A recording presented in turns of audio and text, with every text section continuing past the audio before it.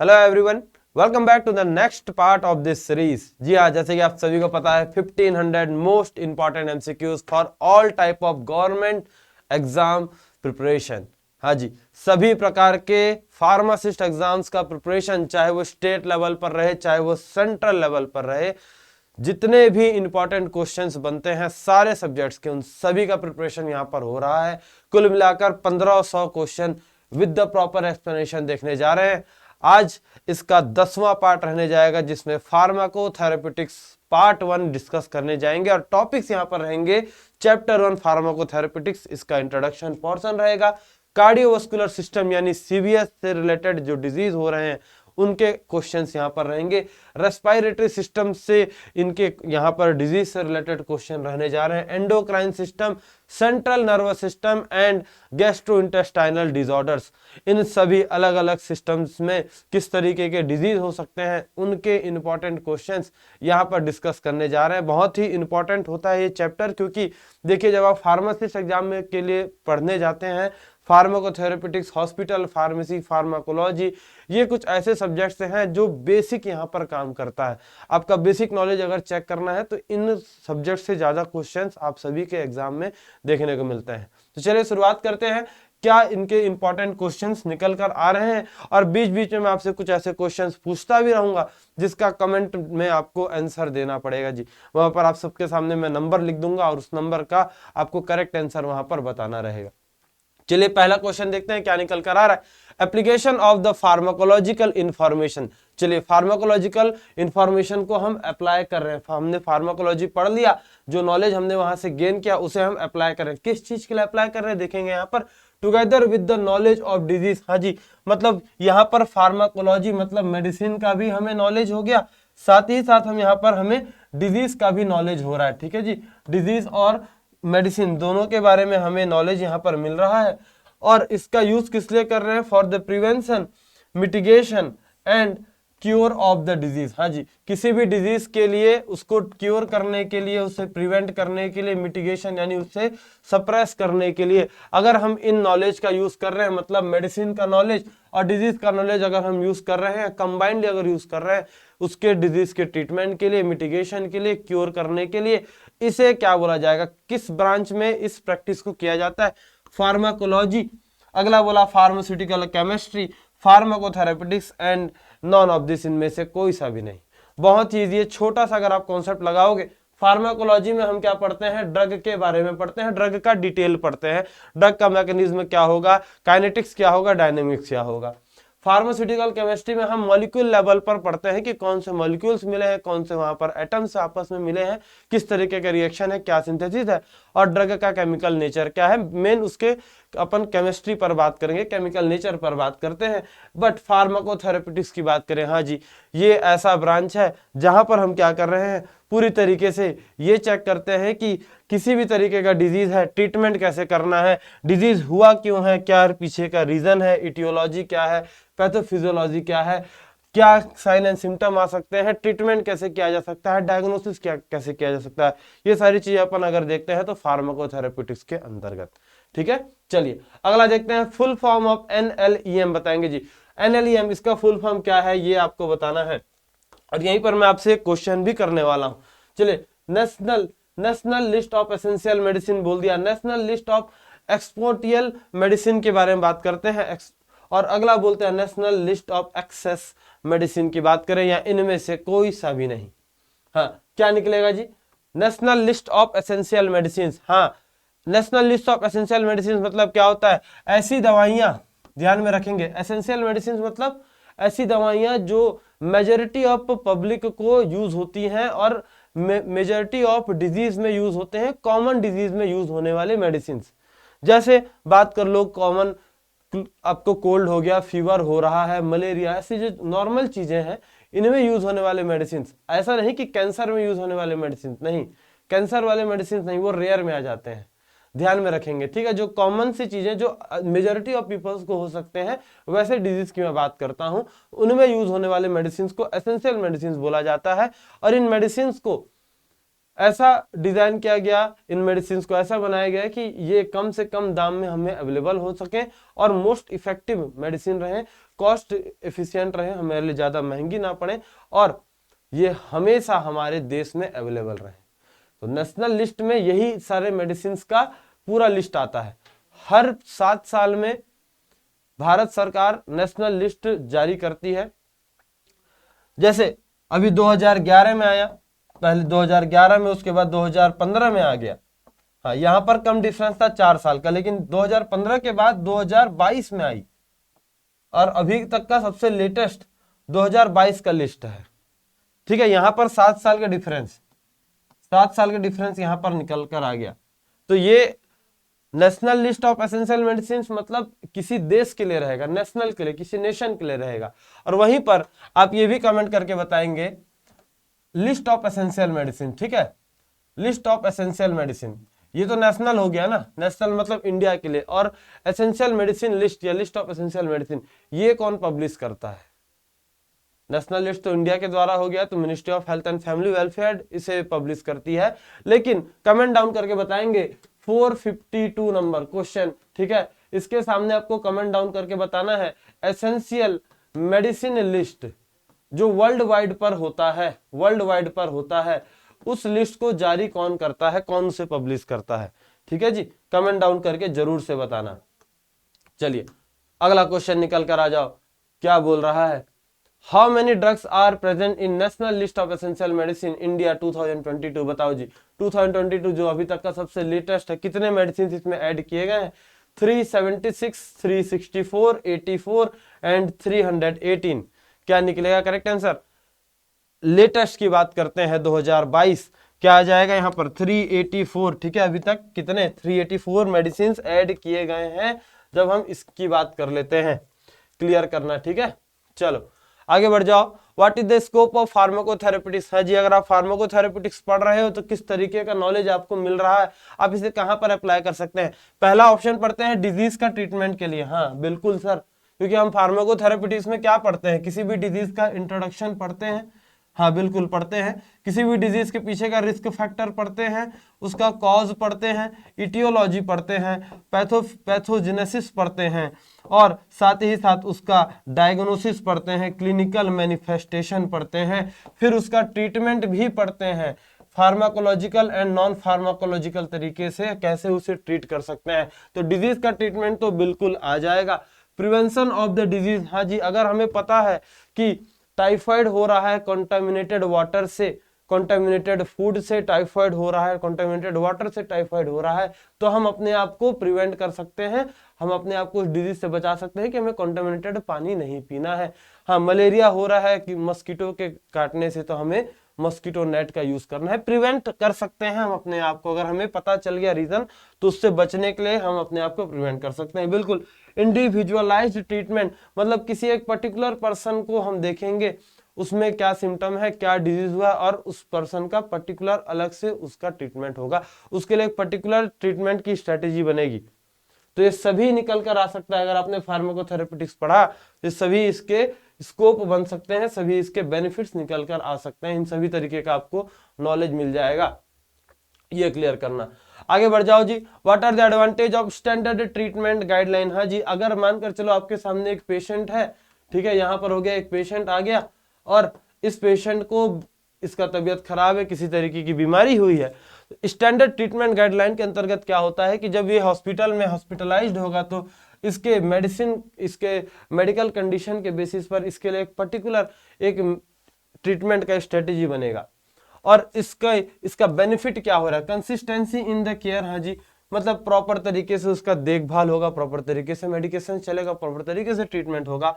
अगला बोल दिया रिड्यूस्ड वेरिएशन इन प्रैक्टिस। हाँ, अगर हमें पहले ही पता है कि इन ड्रग्स को हमें देना है तो हमें वहां पर प्रैक्टिस करने की जरूरत नहीं है। क्या होता है, अगर जैसे आप अपने से खुद से, अगर आप फार्मेसी के स्टूडेंट्स हैं, थोड़ा सा होशियारी रहता ही है कि चलो फार्मेसी के स्टूडेंट्स, हमें तो मेडिसिन पता ही है, तो हम खुद से ही मेडिसिन ले लेते हैं। ये होता है, ये फैक्ट है, होता है, कई नॉर्मल चीजों के लिए तो होता ही है। अगर सर्दी बुखार है, चले जाए पैरासीटामोल ले लिया जाए, एक आध एमोक्सिसिलिन ले लिया जाए, गले में दर्द है जिथ्रो ले लिया जाए, ये नॉर्मल चीजें हैं, होती ही हैं। लेकिन जरा आप ये सोच कर देखिएगा, अगर कोई पेशेंट गया है हॉस्पिटल और उस डॉक्टर को वहां पर पता है कि ये इसका डिजीज हुआ है, ऐसा मेडिकल कंडीशन है और हमें इन ड्रग्स को चलाना है, ये मेडिसिन अपन देंगे, पहले से ही फिक्स है, तो वहां पर प्रैक्टिस करने की कोई जरूरत नहीं, वहां पर ट्रायल करने की कोई जरूरत नहीं कि इस मेडिसिन को देकर देखते हैं, अगर ये ठीक नहीं हो तो अगला मेडिसिन देंगे, ये चीजें नहीं होती। तो इससे पेशेंट को भी बेनिफिट है, पहला तो उसका पैसा बचेगा। अगर आप अलग अलग तरीके के मेडिसिन उन्हें दोगे, हर बार पहले ट्राई करवाओगे 1 हफ्ते 2 हफ्ते के लिए, नहीं ठीक होगा फिर अलग मेडिसिन आप दोगे, तो पेशेंट का खर्चा भी होगा। लेकिन इससे पेशेंट का खर्चा बच रहा है, ठीक है, उससे डायरेक्ट वही मेडिसिन मिल रही है। अगला बोल दिया कॉस्ट इफेक्टिव केयर, हाँ वही चीजें आ गई, ठीक है। ये तीनों ही आपको देखने को मिल जाएगा अगर स्टैंडर्ड ट्रीटमेंट गाइडलाइन के द्वारा पेशेंट का ट्रीटमेंट होता है तो क्लियर करेंगे, ठीक है। चलिए आगे बढ़ जाओ। How many medications are concluded in the first national list of essential medicine, बताइएगा सबसे पहला कब आया था जी? सबसे पहला जो एसेंशियल मेडिसिन लिस्ट आया था उसमें कितने मेडिसिन थे? 279, 289, 384 एंड 374 की बात करेंगे। चलिए 384 तो अभी हमने देखा था, सबसे लेटेस्ट है जी, 2022 वाले की बात करेंगे, सबसे लेटेस्ट में 384 था। यहां पर बात कर लो क्या निकलेगा जी? सबसे पहला first national list of essential medicine में 279 ड्रग्स ऐड किए गए थे, 279 मेडिसिन ऐड किए गए थे, ड्रग नहीं बोलना चाहिए, मेडिसिन बोलना ज्यादा सही रहेगा। यहां पर देखेंगे इन आंकड़ों के हिसाब से क्या निकल रहा है। अगर बात करते हैं, सबसे पहला लिस्ट आया था 1996 में, कितने मेडिसिन ऐड किए गए थे? 279 मेडिसिन के साथ ये लिस्ट को बनाया गया था। फिर 2003 में आया 354 मेडिसिन के साथ, 2011 में 348 मेडिसिन, 2015 851 मेडिसिन एंड 2022 यहां पर कितने? 384 मेडिसिन। इसका स्क्रीनशॉट जरूर से लेकर रखिएगा, ये आपके एग्जिट एग्जाम या जितने भी तरीके के, चाहे आप ड्रग इंस्पेक्टर में ही बैठते हो तो ये क्वेश्चन यहाँ पर इंपॉर्टेंट बन सकता है, ठीक है जी। चलो आगे बढ़ जाओ। विच describe the cause of disease, हाँ जी, इनमें से कौन सा पॉइंट है जिसमें हमें डिजीज के पीछे का रीजन पता चल रहा है? किस तरीके से रीजन पता चलेगा? इटियोलॉजी से पता चलता है, पैथोजेनेसिस से पता चलता है, फार्माकोलॉजी से, या फार्माकोथेराप्यूटिक्स से पता चल रहा है? पर्टिकुलर पॉइंट आपको बताना है जहां पर हमें डिजीज के रीजन पता ही चल रहे हैं। क्या निकलेगा? इटियोलॉजी। हाँ जी, इटियोलॉजी में हम उसके पीछे का रीजन पढ़ते हैं। जैसे मलेरिया हो गया तो मलेरिया के पीछे का अपन रीजन क्या पढ़ेंगे? प्लाज्मोडियम फैल्सीपेरम के कारण हो रहा है, ठीक है, प्लाज्मोडियम फैल्सीपेरम ये कॉजेटिव एजेंट है, हमें ये पता चल गया। हाँ, अब जब पैथोजेनेसिस की बात कर लो तो पैथोजेनेसिस में क्या पढ़ोगे? तो पैथोजेनेसिस में अपन मलेरिया का साइकिल पढ़ते हैं।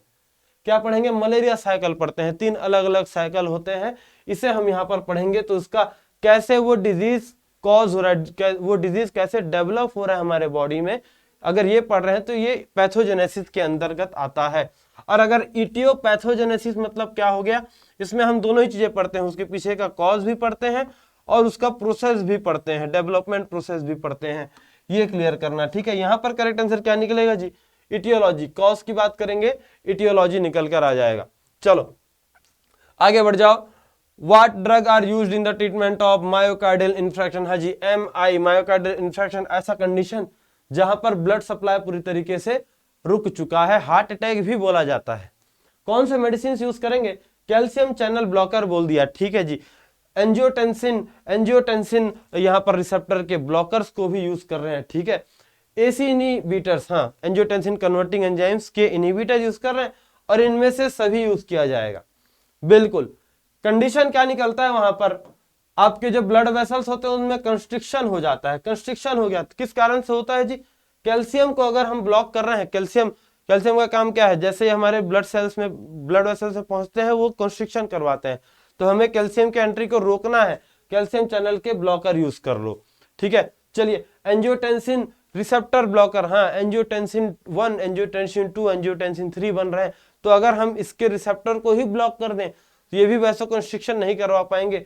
एसी इनहिबिटर, हाँ, यहाँ पर भी एंजियोटेंसिन जो बन रहे हैं, अगर हम इसको इनके कन्वर्जन को रोक दें, मतलब इनके जो इन एंजाइम्स को, जो एंजाइम इन्हें बना रहे हैं, अगर इन एंजाइम्स को ही अगर हम ब्लॉक कर देते हैं तो एंजियोटेंसिन नहीं बन पाएगा और फर्दर यहाँ वैसो कंस्ट्रिक्शन का कंडीशन नहीं देखने को मिलेगा। तो सभी यहाँ पर अपन यूज कर सकते हैं, ठीक है। इन सभी ड्रग्स के क्लासिफिकेशंस, इन सभी ड्रग्स के एग्जांपल्स जरूर से याद रखना, बहुत इंपॉर्टेंट बनते हैं जी। आगे बढ़ जाओ। What is the range of systolic blood pressure and diastolic blood pressure in the condition of pre hypertension. Just initial stage रहेगा हाइपरटेंशन का, यहां पर आपको सिस्टोलिक एंड डायस्टोलिक प्रेशर बताना है, ब्लड प्रेशर बताना है। क्या निकलेगा? 130, यहां पर बोला 85, 160, यहां पर 100, 140, 90 एंड 120, 80। सबसे पहले तो नॉर्मल स्टेज याद रखेंगे। सिस्टोलिक ब्लड प्रेशर में नॉर्मल कितना होता है? 20 और डायस्टोलिक में 80। चलिए नॉर्मल वाला यहां पर कौन सा निकल रहा है? तो ये निकल जाएगा आपका नॉर्मल। अब इससे जस्ट थोड़ा सा आपको बढ़ाना है। प्री मतलब जस्ट इनिशियल स्टेज रहेगा, तो सिंपल यहां पर देखिए 140 आ गया, 160। इससे सबसे क्लोजेस्ट कौन सा है? इससे सबसे क्लोजेस्ट कौन सा है जी? ये निकल कर आ रहा है, बिल्कुल। थोड़ा सा दिमाग लगाओगे तो करेक्ट आंसर मिल जाएगा। उसके नियरेस्ट वैल्यू आपको देखने को मिल गया 130 और उधर 85 इनिशियल स्टेज रहेगा, ध्यान में रखना। आगे बढ़ जाओ। The heart attack occurs when there is blood clot in. हाँ जी, ब्लड क्लॉटिंग कहां पर होता है? तो हार्ट अटैक का कंडीशन बनता है। कौन से आर्टरीज में? ये मानकर चलो ब्लड तक ये ब्लड पहुंचा रहा है आपके हार्ट तक। ये कौन सा आर्टरी आपको बताना है? रीनल आर्टरीज की बात करते हैं, मेसेंट्रिक आर्टरीज की बात कर लो, हेपेटिक मतलब लीवर में लेकर चले गए, रीनल मतलब किडनी में लेकर चले गए, कोरोनरी मतलब क्या हो गया? कोरोनरी मतलब जो आपके हार्ट तक लेकर जा रहा है जी। कोरोनरी आर्टरीज में अगर ब्लॉकेज होता है, अगर यहाँ पर ब्लड क्लॉट होता है, यहाँ पर अगर स्टॉपेज आता है, इससे क्या बोला जाएगा? हार्ट अटैक, मायोकार्डियल इन्फार्क्शन बोलेंगे। क्लियर करना, ठीक है। चलिए आगे बढ़ जाओ। ब्लड फ्लो में अगर रुकावट आ रही है तो फिर देखते हैं अगला क्वेश्चन क्या बोलता है। The meaning of myocardial infarction, चलिए, इज इरिवोकेबल डेथ ऑफ। किस चीज का डेथ होता है? मायोकार्डियल इन्फार्क्शन में किस चीज का डेथ हो रहा है बताएंगे? ऑर्टा का डेथ होता है, आर्टरीज का डेथ होता है, टिश्यू का डेथ होता है, या हार्ट मसल्स यानी कार्डियक मसल्स। जो कार्डियक मसल्स रेस्पॉन्सिबल हैं हार्ट को बीट करने के लिए, हार्ट के कॉन्ट्रैक्शन के लिए, रिलैक्सेशन के लिए, ब्लड फ्लो के लिए जो रेस्पॉन्सिबल है, अगर उनका ही डेथ हो जाता है तब क्या हो रहा है? प्रॉपर तरीके से हार्ट बीट करना बंद कर देगा और पर्सन का डेथ हो जाएगा। यही कंडीशन कहलाता है जी हार्ट अटैक। किसे हिंडर हो रहा है? हार्ट मसल्स को। हार्ट मसल्स लिखा है, कार्डियक मसल्स लिखा है, आंख बंद करके आंसर लगाना, ठीक है। बहुत इजी, बहुत ही बेसिक क्वेश्चन है। आगे बढ़ जाओ। Which of the following is the risk factor for hypertension. हाँ जी, ब्लड प्रेशर बढ़ा है, हाइपरटेंशन का कंडीशन है, ब्लड प्रेशर बढ़ा है, रीजन क्या हो सकता है? रिस्क फैक्टर क्या हो सकता है? पहला तो आप रेगुलर बेसिस पर फिजिकल एक्टिविटी कर रहे हो, आप अपने आप को फिट रखे हो तो आपको हाइपरटेंशन हो जाएगा, बात जमी नहीं थोड़ी। लो सोडियम डाइट, अगर आप सोडियम डाइट कम रख रहे हो तो सोडियम का इंटेक कम रख रहे हो, इस कंडीशन में हाइपरटेंशन होगा नहीं। जस्ट अपोजिट, अगर सोडियम का इंटेक आपने बढ़ा दिया, वाटर रिटेंशन अगर आपके बॉडी में बढ़ता है, तब आपको हाइपरटेंशन कंडीशन देखने को मिलता है। लो सोडियम में तो नहीं मिलता, तो ये भी नहीं होगा, ये भी नहीं होगा। आगे बढ़ते हैं। फैमिली हिस्ट्री ऑफ हाइपरटेंशन, मतलब आपके फैमिली में जेनेटिकली अगर किसी को हुआ है तो उस कंडीशन में आपको हाइपरटेंशन के कंडीशन देखने को मिल सकते हैं। नॉर्मल बॉडी वेट नहीं, अगर आप एक ऑप्टिमल बॉडी वेट पर चलते हो, अगर मोटापा ज्यादा नहीं है, ओबेसिटी ज्यादा नहीं है, कोलेस्ट्रॉल लेवल ज्यादा नहीं है, तो आपको हाइपरटेंशन नहीं होगा, हेल्दी रहोगे। लेकिन अगर आपका हाई वेट है, ओबेसिटी ज्यादा है, इस कंडीशन में भैया हाइपरटेंशन होने के चांसेस रहते हैं, ठीक है। इस कंडीशन में यहां पर बात कर लिया जाए, बिल्कुल फैमिली हिस्ट्री अगर हुआ है तो जेनेटिकली होती है, चीजें ध्यान में रखना। सीवीएस हो गया, सीएनएस हो गया, इनके जो डिजीज होते हैं, इनमें मेन रीजन एक फैमिली या एक आप बोल सकते हैं जेनेटिक डिसऑर्डर भी यहाँ पर बहुत मैटर करता है। आगे बढ़ जाओ। Reduction in the heart pumping capacity, हाँ जी, अगर हार्ट के पंपिंग कैपेसिटी में कमी आ गई, इसे क्या बोला जाता है? Congestive heart failure, angina pectoris, hypertension या हाइपरलिपिडीमिया। चलिए बहुत इजी है, अगर ध्यान में रखना, अगर बीटिंग हार्ट के बीट में अगर कमी हो रही है ना, इसे कंजेस्टिव हार्ट फेल्योर बोलते हैं।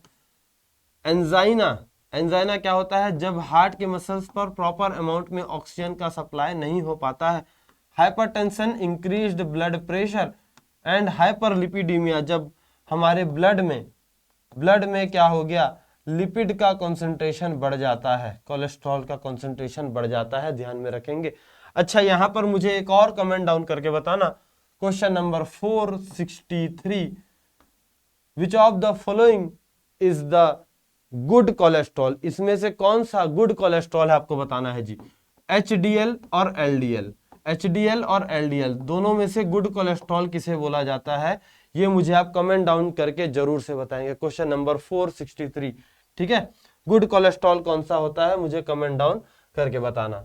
चलो अगला क्वेश्चन देखकर आ जाओ, which lipoprotein is commonly referred as bad cholesterol. हाँ जी, चलो यहाँ पर बैड कोलेस्ट्रॉल से क्वेश्चन पूछा, इनमें से किसे बैड कोलेस्ट्रॉल बोलते हैं, बताएंगे यहाँ पर कमेंट करके।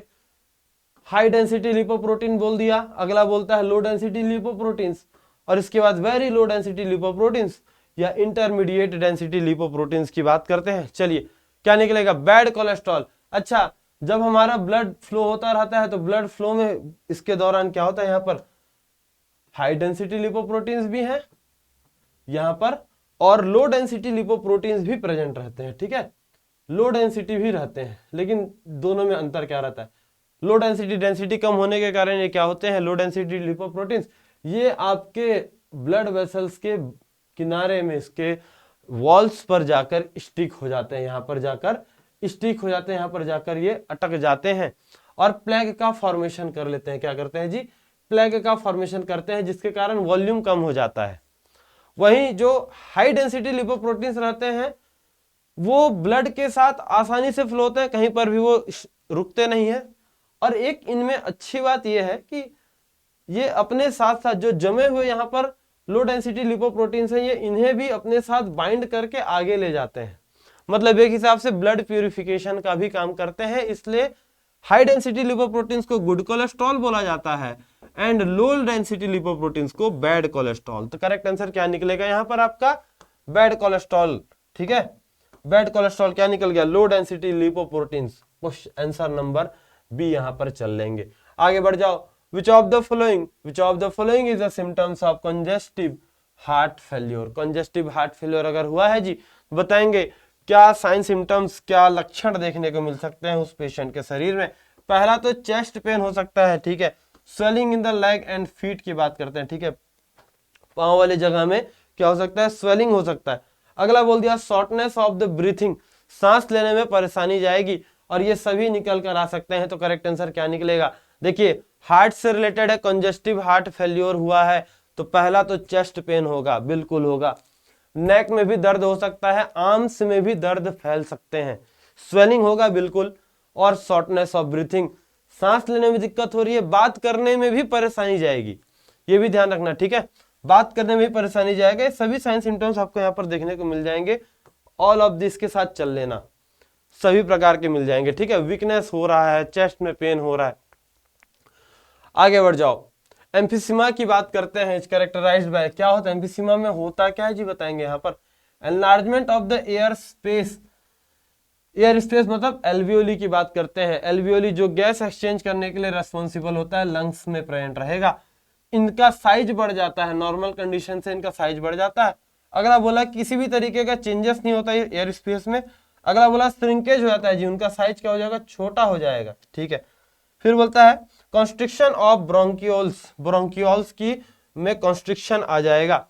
क्या निकलता है यहाँ पर करेक्ट आंसर, एयर स्पेस, ठीक है, इनका एनलार्जमेंट हो जाना, इनका साइज बढ़ जाना, ये क्लियर करना जी, ठीक है, इनका साइज बढ़ जाता है, इनमें स्वेलिंग आ जाएगा, इन्फ्लेमेशन आ जाता है, डिस्ट्रॉय हो जाएंगे इनके सेल्स, प्रॉपर तरीके से वर्क नहीं कर पाते।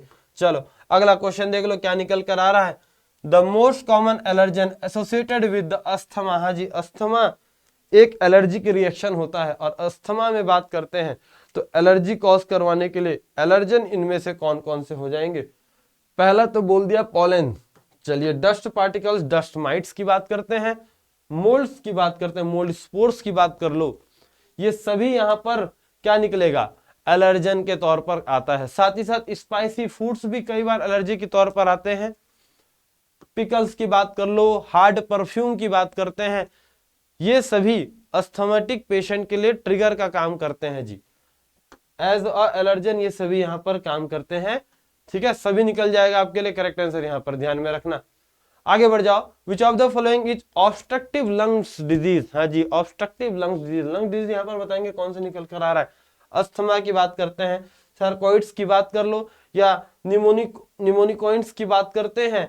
हाँ, अगला क्या निकलता है, आइडियोपैथिक पल्मोनरी फिब्रोसिस की बात करते हैं। क्या निकल जाएगा करेक्ट आंसर, लंग्स से रिलेटेड है, ठीक है, नहीं। सर्कोइडोसिस भी नहीं, क्या ये भी नहीं, आइडियोपैथिक पल्मोनरी फिब्रोसिस भी नहीं, क्या निकलेगा जी, अस्थमा।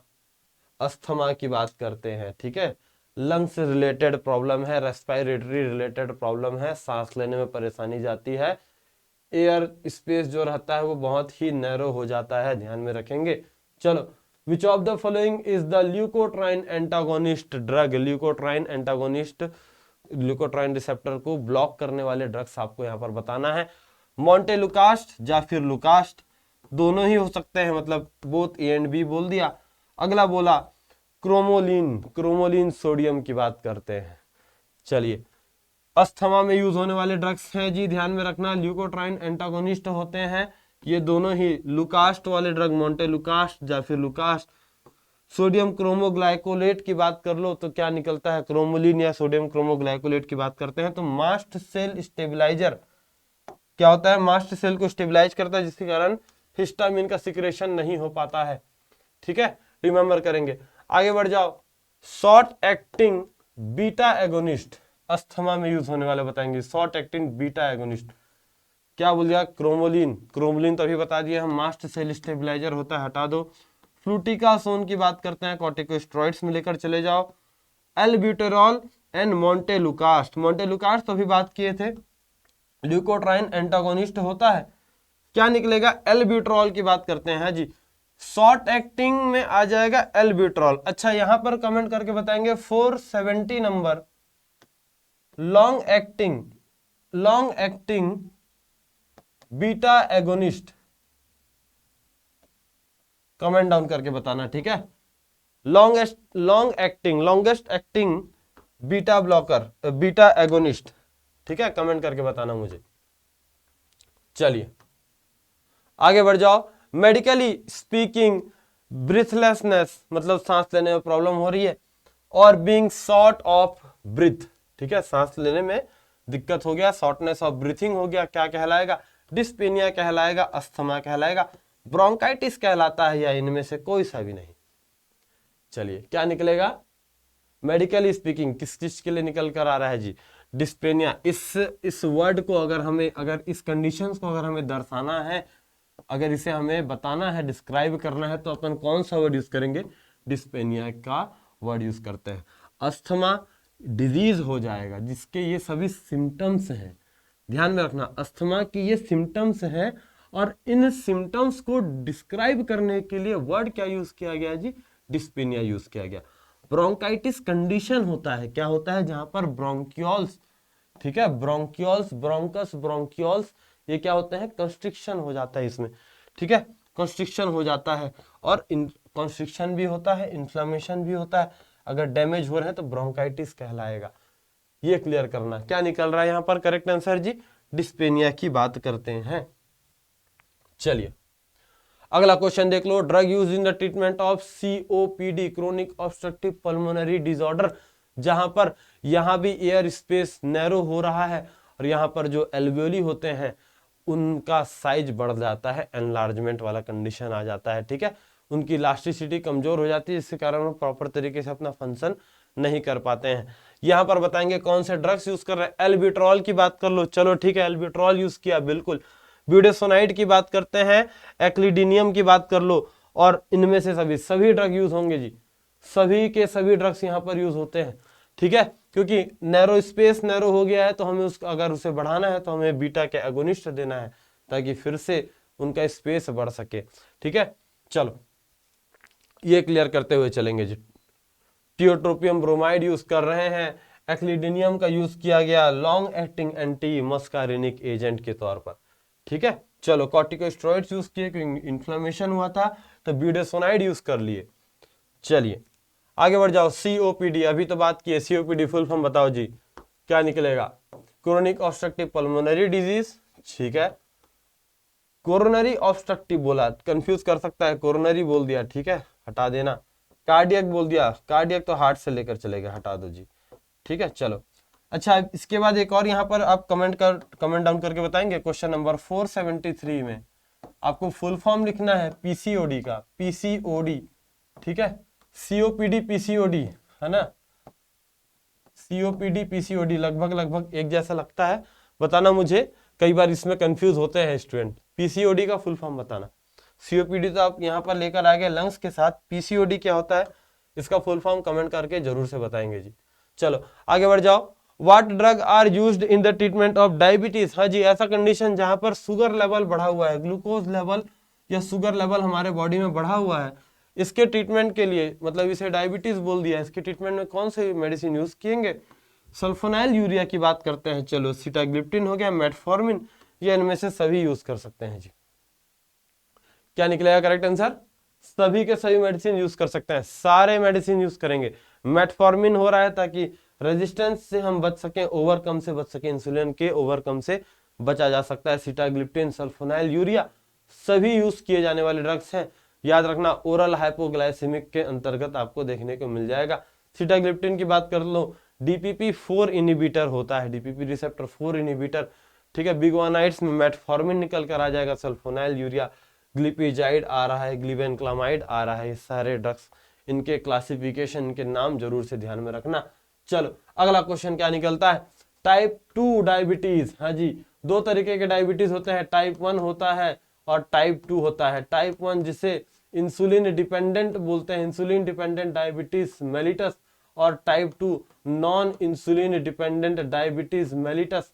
दोनों में अंतर क्या है, एक तो ऐसा कंडीशन जहां पर इंसुलिन का कॉन्सेंट्रेशन कम हो जाता है जिसके कारण डायबिटीज होता है, और दूसरा कंडीशन जहां पर इंसुलिन का कंडीशन कम नहीं हुआ है, इंसुलिन प्रॉपर अमाउंट में बॉडी में अवेलेबल है या प्रॉपर से ज्यादा भी हो जाता है, कई बार हाइपर वाला कंडीशन भी आ जाता है, लेकिन बॉडी उस इंसुलिन को यूज नहीं कर पाती है क्योंकि रिसेप्टर्स प्रॉपर तरीके से वर्क नहीं कर पाते हैं, रेजिस्टेंस कंडीशन डेवलप हो जाता है। यहाँ पर टाइप 2 बोला है। चलिए पहला क्या बोला, एब्सोल्यूट लैक ऑफ इंसुलिन, नहीं जी, लैक ऑफ इंसुलिन तो आप टाइप 1 में लेकर चले जाओगे।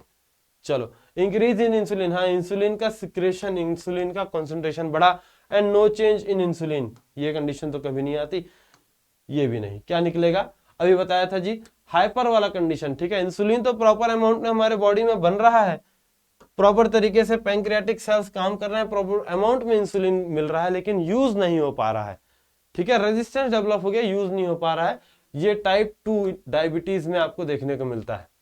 फिर देखते हैं, विच of the following is not a symptom, क्या बोला जी, नॉट बोला है, ध्यान में रखना, जब भी नॉट एक्सेप्ट ऐसी चीजें आती हैं तो वहां पर आपको बिल्कुल उसे फिर से क्रॉस वेरीफाई करना है। क्या बोल दिया, नॉट अ सिम्टम ऑफ अच्छा हाइपरथायरॉयडिज्म, ऐसा कंडीशन जहां पर थायराइड का सिक्रेशन बढ़ गया है, इनमें से सभी सिम्टम्स होते हैं, इसको आपको नॉट बताना है, कौन सा इसमें से नहीं है। चलिए हीट इंटॉलरेंस, मतलब आपको अंदर से गर्मी जैसा महसूस होने लगेगा। अगला बोल दिया टैचिकार्डिया, हार्ट रेट बढ़ जाएगा, टैची मतलब हार्ट रेट बढ़ जाता है, increase heart rate. Decreased appetite मतलब भूख नहीं लगना, भूख नहीं लगना। एंड वेट लॉस की बात करते हैं, कौन में इनमें से कौन सा नहीं है आपको ये बताना है जी। हीट इंटॉलरेंस भी होता है, टैचिकार्डिया भी होता है, डिक्रीज एपिटाइट नहीं, डिक्रीज नहीं, इंक्रीज एपिटाइट होता है जी। क्या होता है, इंक्रीज एपिटाइट। वेट लॉस की बात कर लो, ये सभी ध्यान में रखेंगे। क्या नॉट एक्सेप्शनल निकालने बोला है, इंक्रीज होता है, याद रखना, वेट लॉस, ये सभी चीजें निकल कर आ जाएंगी। चलो अगला क्वेश्चन देख लो, which drug is used for the Parkinson disease, Parkinson disease में कौन सा ड्रग यूज करेंगे जी, किसकी कमी होती है, तो डोपामिन की कमी होती है पार्किंसन में। अब बताओ यहाँ पर क्या निकल कर आ रहा है, लीवोडोपा, वेरापेमिल, एमिट्रिप्टाइलिन, नहीं, एमिट्रिप्टाइलिन कहाँ, आप एंटी डिप्रेशन ड्रग लेकर आ गए, ऑल ऑफ दिस नहीं। क्या निकलेगा जी, लीवोडोपा की बात करते हैं, डोपामिन की कमी हुई है ना, तो लीवोडोपा अपन यहाँ पर यूज करते हैं, ध्यान में रखना, डोपामिन के लेवल को बढ़ाना है, लीवोडोपा का यूज किया जाता है। चलो आगे बढ़ जाओ, Parkinson disease also called as, और किस नाम से जान सकते हैं जी, इडियोपैथिक पार्किंसन के नाम से जानते हैं। चलिए पैरालिसिस एजिटेन की बात कर लो, पैरालिसिस एजिटेंस की बात करते हैं, ठीक है। प्राइमरी पार्किंसनिज्म की बात कर लो, या इनमें से सभी, क्या निकलेगा करेक्ट आंसर? हाँ जी, पार्किंसन, ठीक है। शॉर्ट टाइम मेमोरी लॉस होता है, सभी नाम इसके ध्यान में रखना, सभी तरीके से इन्हें बोला जा सकता है। पार्किंसन के अलग अलग नाम यहाँ पर आपको देखने को मिल सकते हैं। चलो आगे बढ़ जाओ। Alzheimer disease is most common cause of, किसके कारण होता है जी अल्जाइमर? बताएंगे यहाँ पर माल न्यूट्रिशन के कारण होता है, डिमेंटिया के कारण हो रहा है, फैटिग के कारण हो रहा है, साइकोसिस के कारण होता है जी। क्या कंडीशन निकलता है अल्जाइमर? जहां पर ब्रेन के सेल्स डैमेज होने लग जाते हैं। उसके पीछे बहुत सारे रीजन हो सकता है। अल्जाइमर का ऐसा कोई पर्टिकुलर रीजन अभी तक नहीं है, बहुत से रीजन निकल कर आ सकते हैं, बहुत सारे प्राइमरी, बहुत सारे सेकेंडरी रीजन निकल कर आ सकते हैं। जैसे कि किसी तरीके का हेड इंजरी हो गया, हेड में ट्यूमर हो गया, अल्कोहल के इंटेक बहुत ज्यादा कर रहे हैं, स्मोकिंग बहुत ज्यादा कर रहे हैं, प्रॉपर डाइट में नहीं चल रहे हैं, या किसी तरीके का फैमिली बैकग्राउंड भी हो सकता है, पर्सन बहुत ज्यादा स्ट्रेस ले रहा है, एंजाइटी में है, डिप्रेशन में है। ये सभी कंडीशन निकल कर आ सकते हैं, जिसके कारण ब्रेन के सेल्स धीरे धीरे करके ग्रेजुअली डैमेज होने लग जाते हैं और प्रॉपर तरीके से वर्क नहीं कर पाते हैं। मेमोरी लॉस वाला कंडीशन देखने को मिलता है, ठीक है। क्या बोलेंगे जी? Dementia, short time memory loss हो रहा है, ब्रेन प्रॉपर तरीके से फंक्शन नहीं कर पा रहा है, डिमेंटिया का कंडीशन निकल कर आ जाता है, ठीक है। चलो आगे बढ़ जाओ।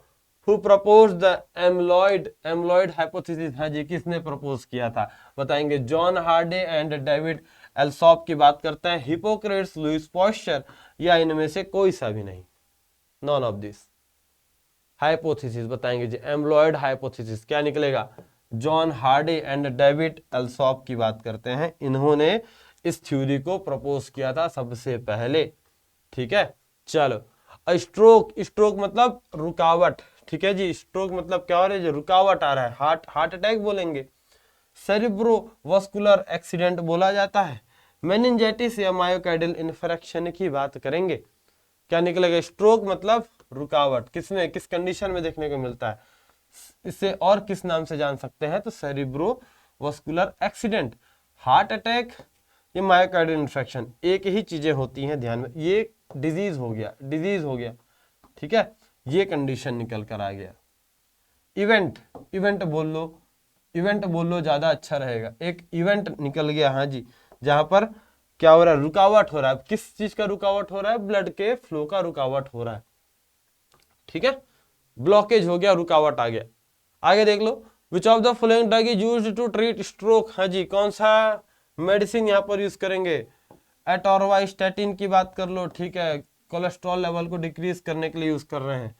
एल्टीप्लेस की बात कर लो, क्लोपिडोग्रेल की बात करते हैं, इनमें से सभी यूज कर सकते हैं जी। सारे मेडिसिन यूज आएंगे, सारे के सारे मेडिसिन यहाँ पर आ जाएंगे। क्लासिफिकेशन जब इसका देखोगे, ये सभी मेडिसिन आपको देखने को मिल जाएंगे स्ट्रोक के ट्रीटमेंट में यूज होने वाले मेडिसिन, ठीक है। चलिए अगला क्वेश्चन देखते हैं। विच of the following is stage of migraine? हाँ जी, माइग्रेन क्या होता है? बहुत ही ज्यादा सर दर्द देने लगता है, और सर के किसी पर्टिकुलर एरिया में होता है, चाहे फ्रंटल लेवल पर होगा, पीछे के लेवल पर होता है, टॉप लेवल पर भी होता है, साइड लेवल पर भी होता है, किसी एक पर्टिकुलर एरिया में होता है, ध्यान में रखना। प्रोड्रोम बोल दिया मतलब मानकर चलो कि अगर किसी पर्सन को 4 बजे अस्थमा हो रहा है, शाम के 4 बजे 4 PM में अगर उसे अस्थमा हो रहा है, तो प्रोड्रोम मतलब उसे दोपहर के 2 बजे से उसे सिम्टम्स आने लग जाएंगे। अटैक मतलब पर्टिकुलर 4 बजे का जो समय रहता है जब उसे मेन अटैक आता है, जब उसे मेन सर दर्द देने लगता है। और पोस्ट ड्रोम की बात करते हैं तो 6 बजे तक, शाम के 6 बजे तक, 4 बजे आया पेन स्टार्ट हुआ, 4 से 5 बजे तक अटैक में था, लेकिन उसके बाद 6 बज गया, अभी भी उसका असर है। जैसे हैंगओवर बोलते हैं ना, हैंगओवर होता है, वैसे ही इसे पोस्ट ड्रोम ये भी कंडीशन निकलता है, इसे माइग्रेन हैंगओवर भी बोला जाता है, ध्यान में रखना। प्रोड्रोम प्रीड्रोम बोल लो, पहले आ जाता है attack the time of headache, और postdrome after the migraine attack. ये सभी स्टेज निकल कर आते हैं, सभी निकलेगा करेक्ट आंसर यहाँ पर, ध्यान में रखना। सारे के सारे करेक्ट आंसर यहाँ पर निकल कर आ जाएंगे।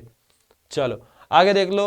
ऑप्थेल्मिक माइग्रेन मतलब आई से रिलेटेड, ऑप्थेल्मिक मतलब आई से रिलेटेड की बात करते हैं। इस कंडीशन में क्या होता है जी, देखते हैं। Ophthalmic migraine, loss of vision, ठीक है, विजन लॉस हो रहा है, लॉस ऑफ रिफ्लेक्स की बात करते हैं, मेमोरी लॉस हो रहा है, या थैलेमिक फंक्शन की बात करें, थैलेमिक फंक्शन नहीं, थैलेमस से लेकर चले गए, थैलेमस ग्लैंड से लेकर चले गए, मेमोरी लॉस ब्रेन से लेकर चले गए, रिफ्लेक्स की बात करो ये भी हटा दो, क्या निकलेगा जी, लॉस ऑफ विजन, है ना। अगर किसी पर्सन को ऑप्थेल्मिक माइग्रेन हुआ है तो जब अटैक आता है, जब माइग्रेन का अटैक आता है उस कंडीशन में आंखों में भी दर्द होता है, आंखों में इरिटेशन होता है, सर में दर्द तो दे ही रहा है पर आंखों में भी दर्द होता है, आंखों में भी जलन जैसा महसूस होता है और चीजें प्रॉपर तरीके से नहीं दिख पाती, ब्लर विजन देखने, ब्लर विजन हो जाता है, ठीक है, चीजें धुंधली दिखने लग जाएंगी, ये देख लेना, धुंधली दिखने लग जाती है। चलो आगे बढ़ जाओ, इस्केमिक स्ट्रोक, ठीक है, किसके कारण होता है, अब ब्लड फ्लो हो रहा है जी, बीच में रुकावट आ गया, ब्लड फ्लो हो रहा है, बीच में ब्लॉकेज आ गया, क्या रीजन बन सकता है बताना, यहाँ पर थ्रोम्बोसिस के कारण हो रहा है, चलो एम्बोलिज्म यानी ब्लड क्लॉट हो गया, बीच में कहीं पर ब्लड क्लॉट हो गया। अगला बोल दिया आर्थ्रोस्क्लेरोसिस, मतलब जो आपको इसके पहले मैंने प्लेग वाला कंडीशन बताया था जहां पर लो डेंसिटी लिपोप्रोटीन्स डिपोजिट हो जाते हैं, इसे प्लेग का फॉर्मेशन बोलते हैं या आर्थ्रोस्क्लेरोसिस के नाम से भी जाना जाता है। बताओ जी, तो रुकावट किस किस कारण से हो सकता है। अब मानकर चलो एक आपके पास पाइप है, उसमें पानी बह रहा है, और ब्लॉकेज किस कारण से हो सकता है कि यहाँ पर किसी तरीके का कोई सा कचरा जम गया, या कहीं पर बीच में कोई ऐसा कूड़ा आ गया जो जाकर रास्ते को ही ब्लॉक कर रहा है।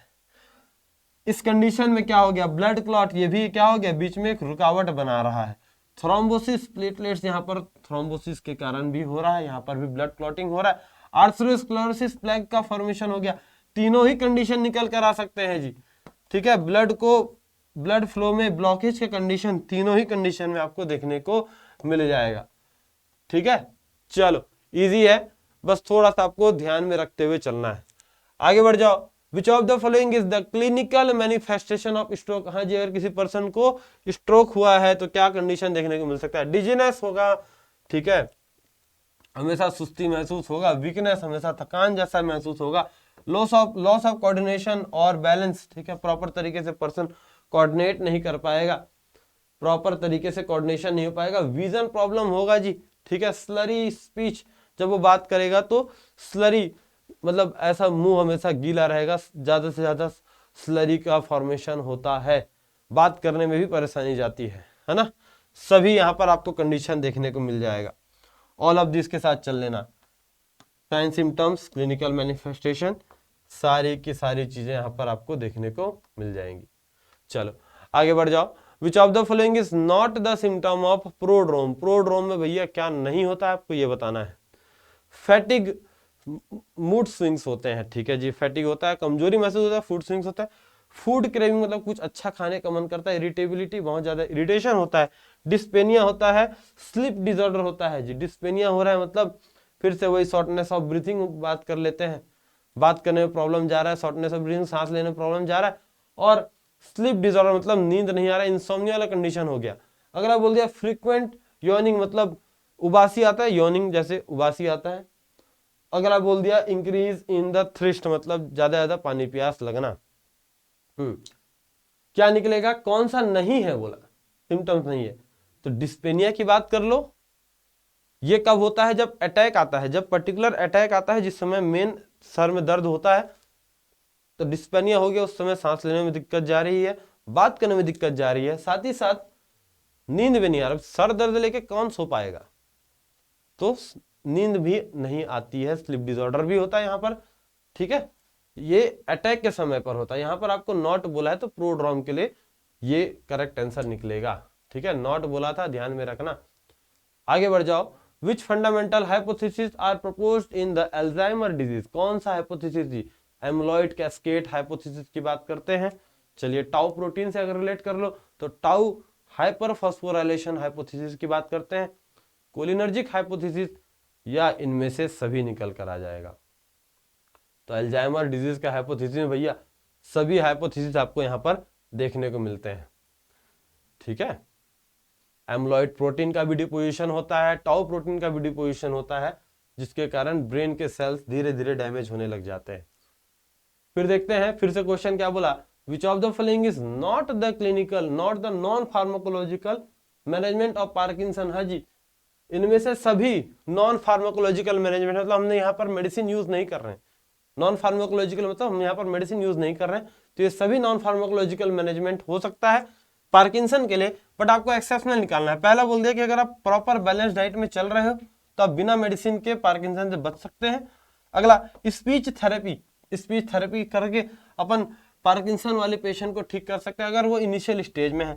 लेस स्लीप, मतलब अगर आप प्रॉपर तरीके से स्लीप नहीं लेते हो, प्रॉपर आपने 6 घंटे 8 घंटे का नींद अगर आपने नहीं लिया, तो इस कंडीशन में आप अपने आप को पार्किंसन से बचा सकते हो। चलो ठीक है, अगला क्वेश्चन बोलता है एक्सरसाइज करो। अगर आप प्रॉपर तरीके से एक्सरसाइज में भी क्या, एरोबिक एक्सरसाइज अगर आप अनुलोम विलोम कर रहे हो, इस कंडीशन में आपको प्रॉब्लम नहीं होगा।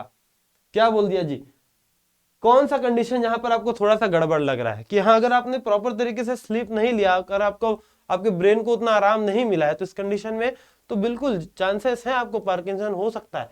अगर यहीं पर होता कि अगर प्रॉपर स्लीप ले रहे हो तब कोई दिक्कत नहीं होता, लेकिन लेस स्लीप बोला है तो यहाँ पर यह आपके लिए एक्सेप्शन निकल कर आएगा। क्वेश्चन को समझना अच्छे से, लेस स्लीप बोला है, यहाँ पर नॉट बोला हुआ था। ठीक है, नेक्स्ट क्वेश्चन देख लो, which of the following is the trigger factor for migraine. Migraine हो सकता है जी किस किस कारण से हो सकता है, इसके ट्रिगर क्या होते हैं, जैसे अस्थमा के ट्रिगर बताया था ना, पोलन ग्रेन्स होते हैं, डस्ट पार्टिकल्स होता है, अगर स्ट्रॉन्ग परफ्यूम है उसके कारण हो सकता है। यहां पर माइग्रेन बता दो हार्मोनल फैक्टर, ठीक है, हार्मोनल फैक्टर्स के कारण हो रहा है, बिल्कुल मानते हैं। इन्वायरमेंटल फैक्टर मतलब अगर आप किसी ऐसे जगह में हो, जैसे किसी डांस बार में हो, किसी डिस्को वाले जगह में हो, बहुत हाई म्यूजिक चल रहा है, बहुत ही हाई लाइट आपके चेहरे में पड़ रही है, इस कारण से भी आपको हेडेक हो सकता है। ठीक है, बिल्कुल। स्ट्रेस में हो, हेडेक हो सकता है। न्यूरोलॉजिकल फैक्टर्स के कारण भी हो सकता है। सभी कंडीशन निकल कर आ जाएंगे। ठीक है, सभी के सभी कंडीशन निकल कर आ जाएंगे ट्रिगर होने के लिए, मतलब माइग्रेन अटैक आने के लिए ये सभी रेस्पॉन्सिबल होते हैं। इसलिए हमेशा खुश रहो, टेंशन स्ट्रेस से दूर रहो, अपने आप को हमेशा खुश रखने की कोशिश करो, जो आपके हॉबीज हैं उन्हें फॉलो करो, तब आप हमेशा खुश रहेंगे और माइग्रेन से बचेंगे। माइग्रेन का मेन रीजन तो ये रहता है, जो स्ट्रेस लेने के कारण माइग्रेन सबसे ज्यादा देखने को मिलता है जी। फिर क्वेश्चन देख लो अगला क्या बोलता है, muscle stiffness caused by which of the following. हाँ जी, कौन सा सीजर है, कौन सा कंडीशन है जहां पर आपको ये देखने को मिल रहा है, एपिलेप्सी, किस एपिलेप्सी में भैया आपको मसल स्टिफनेस, मतलब मसल्स पूरी तरीके से स्टिफ हो जाएंगे, मतलब हार्ड हो जाएंगे, आपके पास मसल्स का कोई कंट्रोल ही नहीं रहेगा। लॉस ऑफ मूवमेंट भी जिसे बोल सकते हैं ब्रेडिकाइनेसिया। ठीक है, ब्रेडिकाइनेसिया मतलब आप नहीं कर पा रहे हो, मूव नहीं कर पा रहे हो अपने आप को, मसल्स आप कोऑर्डिनेट नहीं कर पा रहे हो। अगर आपको हाथ ऐसा हिलाना है तो आप हाथ नहीं हिला पा रहे हो, क्योंकि आपका ब्रेन इस हाथ में जो मसल्स हैं, इन मसल्स के साथ प्रॉपर कोऑर्डिनेट नहीं कर पा रहा है। आप जो इंस्ट्रक्शन दे रहे हो वो इन तक पहुंच ही नहीं पा रहा है। ठीक है, किसके साथ होता है जी, मायोक्लोनिक सीजर की बात कर लो, एब्सेंस सीजर तो अधिकतर बच्चों के साथ होता है, इसमें लिप स्पैकिंग का काम होता है, आई ब्लिंकिंग होता है, इसमें ज्यादा देखने को मिलेगा। टोनिक सीजर की बात कर लो और क्लोनिक सीजर की बात करते हैं, क्या निकलेगा यहां पर, टोनिक या एटोनिक सीजर की बात कर लो, यहां पर लॉस ऑफ मसल्स कोऑर्डिनेशन देखने को मिलता है। ठीक है, पर्सन प्रॉपर तरीके से अपने हाथ पैर नहीं मूव कर पाता है, प्रॉपर कोऑर्डिनेशन नहीं हो पाता जी, टोनिक या एटोनिक सीजर की बात करेंगे। चलिए आगे बढ़ जाओ, गैस्ट्रोइसोफेगल रिफ्लक्स डिजीज या डिसऑर्डर, GERD के नाम से जिसे जाना जाता है, इसे और किस नाम से जाना जाता है जी आपको बताना है। यहाँ पर एसिड रिफ्लक्स, क्रॉन्स डिजीज की बात कर लो, पेप्टिक अल्सर, या इनमें से कोई सा भी नहीं। ऐसा कंडीशन, अब जैसे यहां पर देखिएगा ये हो गया हमारा इसोफेगस, ये आ गया स्टोमक और यहां पर डिओडेनम। ऐसा कंडीशन यहां पर क्या हो रहा है, ये इसोफेगस से फूड नीचे जाता है, फूड पाइप से फूड नीचे जाता है, यहां पर एसिड रहता है। अगर ये एसिड वापस से इसोफेगस की ओर पहुंचने की कोशिश करे, रिफ्लक्स करने की कोशिश करे, क्या जी रिफ्लक्स हो रहा है। ठीक है, तो इस कंडीशन को गैस्ट्रो यानी गैस से, मतलब हमारे स्टोमक से रिफ्लक्स हो रहा है, कहां पर जी, इसोफेगस की ओर रिफ्लक्स हो रहा है, तो गैस्ट्रो इसोफेगल रिफ्लक्स डिजीज बोलते हैं। एसिड रिफ्लक्स होता है, इसे और किस नाम से जानेंगे जी, एसिड रिफ्लक्स। ठीक है, क्रॉन्स डिजीज तो लेकर चले गए आप कहां पर, सीधा कोलॉन्स में लेकर चले गए जी, क्रॉन्स डिजीज कोलॉन्स की ओर लेकर चले गए। पेप्टिक अल्सर ये स्टोमक में होता है, ये भी हटा दो जी, निकल जाएगा करेक्ट आंसर यहाँ पर। ठीक है, एसिड रिफ्लक्स की बात करते हैं। What are the risk factor, बताओ जी रिस्क फैक्टर क्या हो सकते हैं। जीईआरडी के ऐसा क्या कंडीशन हो सकता है जिसके कारण जीईआरडी हो रहा है। स्मोकिंग, टोबैको स्मोकिंग के कारण हो रहा है। ठीक है, चलिए ईटिंग फ्राइड फूड्स, ओबेसिटी बहुत ज्यादा है, या इनमें से सभी, सभी निकल सकते हैं, सभी निकल सकते हैं। यहाँ पर स्मोकिंग कर रहे हैं, अल्कोहल के इंटेक कर रहे हैं, ज्यादा स्पाइसी फूड खा रहे हैं, प्रॉपर डाइट में नहीं चल रहे हैं, हाई कोलेस्ट्रॉल वाली चीजें, चाउमीन बर्गर मोमोज खा रहे हैं, ये सभी कंडीशन बनते हैं। फास्ट फूड खाते हैं, कोलेस्ट्रॉल लेवल बढ़ता है, लिपिड लेवल बढ़ता है। ठीक है, ओबेसिटी बढ़ती है, ये सभी कंडीशन निकल कर आता है जी, ध्यान में रखना। स्ट्रेस ले रहे हैं बहुत ज्यादा नमक का सेवन कर रहे हैं, हाइपरटेंशन हो रहा है, ये सभी कंडीशन बन सकते हैं। एसिड का सिक्रेशन बढ़ सकता है, एसिड का फॉर्मेशन बनता है। पूरे दिन भर से कुछ नहीं खाए हैं, पूरे दिन खाली पेट रहे हैं, एसिड बनता है, एसिड बनेगा तो एसिड का कंसंट्रेशन जब बढ़ेगा, वॉल्यूम बढ़ेगा, तो ये ऊपर की ओर पहुंचेगा, ध्यान में रखना। ठीक है, जीईआरडी कॉज करवाता है। चलो ये तो समझ में आ गया। अगला क्वेश्चन क्या बोलता है, which of the following drug are in the class for the treatment of GERD, कौन सा ड्रग है जी बताना जो यहाँ पर जीईआरडी के ट्रीटमेंट में यूज हो रहा है। एंटासिड की बात कर लो, ठीक है, H2 रिसेप्टर, हिस्टामिन 2 रिसेप्टर के ब्लॉकर की बात करते हैं, प्रोटॉन पंप इनहिबिटर की बात कर लो, ये सभी ड्रग यूज होते हैं, सभी होंगे जी। कैसे होंगे, क्या कंडीशन बताया था यहाँ पर, एसिड का सिक्रेशन बढ़ता है, क्यों होता है जी। अब एसिड पहले मानकर चलो 1 लीटर एसिड है, कोई दिक्कत नहीं है, 1 लीटर कैपेसिटी, 1 लीटर एसिड, कोई दिक्कत नहीं है। अगर एसिड का कॉन्सेंट्रेशन बढ़ने लग गया, एसिड का सिक्रेशन और बढ़ने लग गया, 1 के बजाय यहां पर 1.5 लीटर एसिड हो गया, तो भैया वो एसिड कहां जाएगा, ऊपर ही जो जाएगा, वो एसिड ऊपर ही जाने की कोशिश करेगा, नीचे नहीं जा रहा है, ऊपर ही जाएगा। तो एक कंडीशन की, अगर एसिड का कॉन्सेंट्रेशन बढ़ गया, उस कंडीशन में जीईआरडी हो सकता है। दूसरा जो एसिड यहां पर है, अगर हम इसे न्यूट्रल कर दें, तो अगर इसकी एसिडिटी अगर हम कम कर दें, बेस का यूज कर लें, मतलब एंटा एसिड का यूज कर लें जो उनको न्यूट्रलाइज कर रहा है, तो अपन बच सकते हैं। प्रोटॉन पंप इनहिबिटर का भी यूज करके अपन इससे बच सकते हैं, एसिडिटी कम कर सकते हैं, ध्यान में रखना। एसिड सिक्रेशन अपन कम कर सकते हैं, HCl का सिक्रेशन कम किया जा सकता है प्रोटॉन पंप इनहिबिटर के साथ। ओमेप्राजोल, जितने जोल वाले ड्रग है, पेंटोप्राजोल, इन सभी को यूज करेंगे। हिस्टामिन रिसेप्टर 2 ब्लॉकर है जी, हिस्टामिन को अगर ब्लॉक करोगे ना तो एसिड का सिक्रेशन रुक जाएगा। एंटा एसिड जो बने हुए एसिड है उसको न्यूट्रलाइज करें। सभी तरीके के ड्रग्स यहां पर हम यूज करेंगे जीईआरडी के ट्रीटमेंट में, ध्यान में रखना। ठीक है, चलो अगला क्वेश्चन देख लो, scarring of the liver tissue क्या होता है जी। स्कैरिंग मतलब लीवर टिश्यूज अगर डैमेज हो रहे हैं तो क्या कहलाएगा, लीवर सिरोसिस कहलाता है। डियोडोनल अल्सर, क्रॉन्स डिजीज की बात कर लो, अल्सरेटिव कोलाइटिस की बात करेंगे, क्या निकलेगा करेक्ट आंसर जी यहाँ पर। हाँ, लीवर अगर डैमेज, लीवर के टिश्यूज डैमेज हो रहे हैं तो इसे लीवर सिरोसिस भी बोलते हैं, फैटी लीवर के नाम से भी जाना जाता है, ध्यान में रखना, लीवर सिरोसिस। अच्छा, बाकी सभी ऑप्शंस क्या निकल रहे, डियोडेनल अल्सर, अगर अल्सर हो रहा है मतलब जो आपके ड्यूोडेनम लेवल पर जो म्यूकोसल लाइनिंग है, अगर उसका क्षरण हो रहा है, एसिड अगर डायरेक्ट आपके ड्यूोडेनम लेवल तक पहुंच रहा है, इसे अल्सर बोला जाता है। ड्यूोडेनम में हुआ है तो ड्यूोडेनल अल्सर, अगर गैस्ट्रिक लेवल पर हुआ है, स्टमक में हो तो गैस्ट्रिक अल्सर के नाम से जानेंगे। क्रॉन्स डिजीज लेकर चले जाओ, इंटेस्टाइन लेवल पर अगर हो रहा है इन्फ्लेमेशन तो क्रॉन्स डिजीज।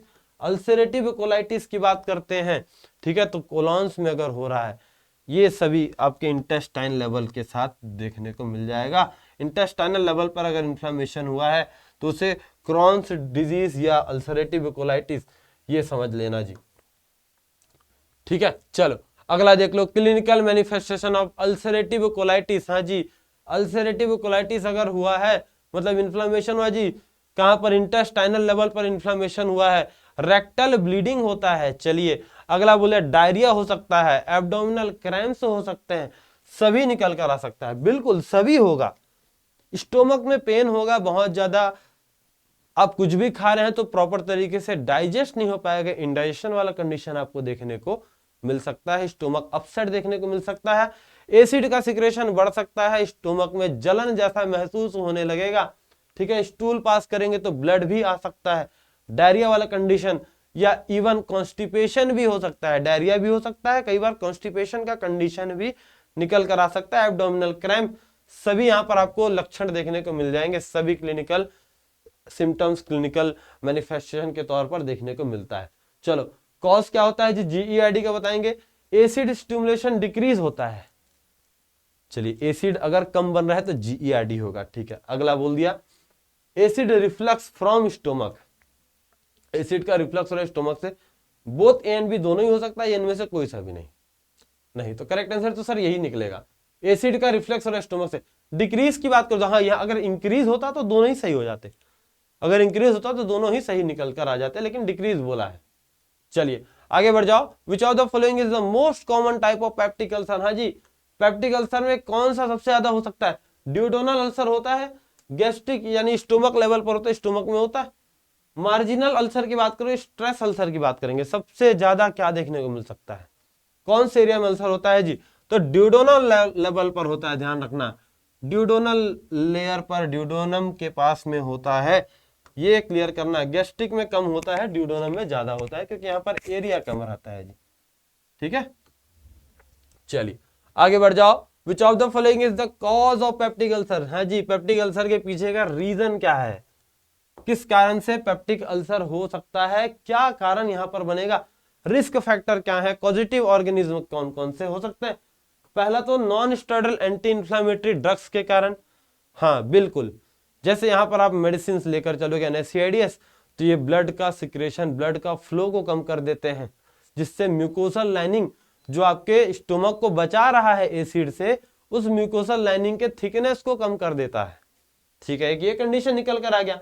दूसरा हेलिकोबैक्टर पायरोली, एच पायरोली के नाम से जाना जाता है, ये जो बैक्टीरिया होते हैं ये आपके स्टोमक लेवल पर पहुंचेंगे और वहां पर जाकर म्यूकोसल लाइनिंग के बीच में वो अपने लिए जगह बनाते हैं, जो आप खा रहे हो, जो एसिड आपके स्टोमक में बन रहा है, उन सभी एसिड उस नेचर से अपने लिए वहां से अपने लिए जरूरी न्यूट्रिएंट्स वो लेते हैं, अपने आप को ग्रोथ करवाते हैं और धीरे धीरे करते हुए आपके म्यूकोसल लाइनिंग पर वो घुसने लग जाते हैं, अपने आप को मल्टीप्लाई करने लग जाते हैं, अपनी संख्या बढ़ाते हैं और एक ऐसा पाथवे, एक ऐसा ब्रिज बनाते हैं जिससे वो एसिड डायरेक्ट आपके स्टोमक को टच कर सकता है, ठीक है।